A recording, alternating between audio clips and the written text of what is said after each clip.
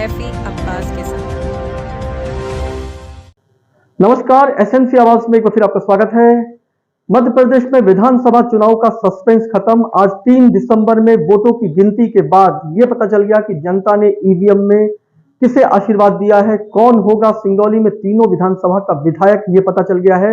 और प्रदेश में इतनी अटकलों के बाद कि क्या जनता बदलाव चाहती है या भाजपा की कल्याणकारी योजनाएं या दूसरे तरह की योजनाएं एक बार फिर भाजपा को बहुमत के साथ वापस ला रही है, इन सारे अटकलों को भी विराम लग गया और अब तो जीत के जश्न की तैयारी हो रही है। और दूसरी तरफ जो हारे हैं वो ये आकलन कर रहे हैं कि आखिर उनके हार के पीछे वजह क्या है। सबसे बड़ी बात यह है कि क्या वाकई में महिला सशक्तिकरण यानी लाडली बहना योजना ने कमाल कर दिखाया। और जिस तरह से एक बदलाव की बात लोग कर रहे थे और खास तौर से ऐसा लग रहा था जैसे इस बार कांग्रेस सत्ता में आ रही है, लेकिन वो 60 से 70 सीटों में सिमट के रह गई और भाजपा बहुमत के साथ वापस आई है। और लोग ये कह रहे हैं और जो दिख रहा है ऐसा लग रहा है कि वाकई में लाडली बहनों ने कमाल कर दिखाया।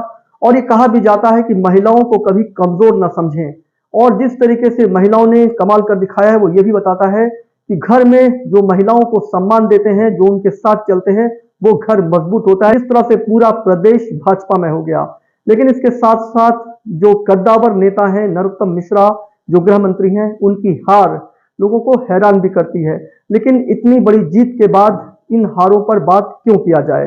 सबसे बड़ी बात यह है कि जिस तरह से कांग्रेस कुछ में सिमट के रह गई और इसके साथ साथ सिंगरौली विधानसभा में, जिसे भाजपा का गढ़ कहा जाता है, वहां रामनिवास शाह, देवसर से राजेंद्र मेश्राम और चित्रंगी से राधा सिंह एक बड़ी जीत के साथ वापस लौटी हैं। ये भी ये बताता है कि वाकई में भाजपा की रणनीति, कल्याणकारी योजना और लाडली बहना योजना ने भाजपा को एक ऐसी बढ़त दिखाया है, ऐसी ऐतिहासिक जीत तक पहुंचाया है जिसे लोग लंबे समय तक याद रखेंगे। और जो हार गए हैं वो सिर्फ यही आकलन करेंगे कि हमसे क्या भूल हुई जो ये सजा हमको मिली।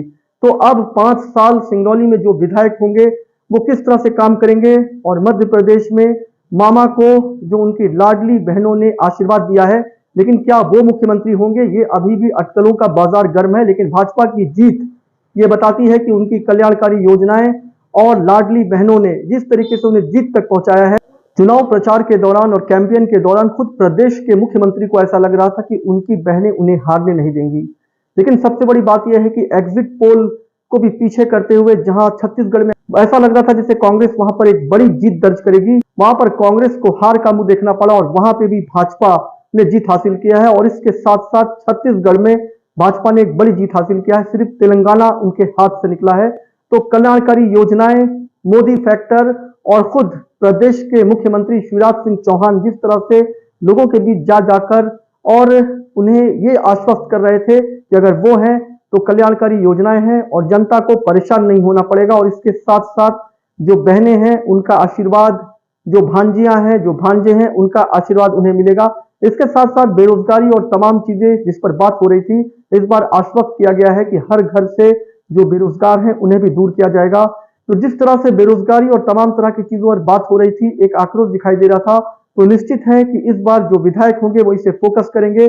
सिंगरौली की तीनों विधानसभा में जो जीत हुई है वो भाजपा की हुई है। सिंगरौली से रामनिवास शाह, देवसर से राजेंद्र मेश्राम और चित्रंगी से राधा सिंह। खासतौर से चित्रंगी की सीट को लेकर जितना भी एग्जिट था, जो भी बातें हो रही थी, वो मानिक सिंह के फेवर में हो रही थी। लेकिन राधा सिंह एक बड़े अंतर से जीत हासिल कर उन्होंने ये दिखाया है कि सिर्फ कहने से और आकलन करने से नहीं होता है, जनता के मन में क्या चल रहा है वो तो जनता ही जानती है। और ईवीएम में लास्ट मोमेंट तक बटन दबाने के बाद वो जिसे चुनती है वही होता है विधायक।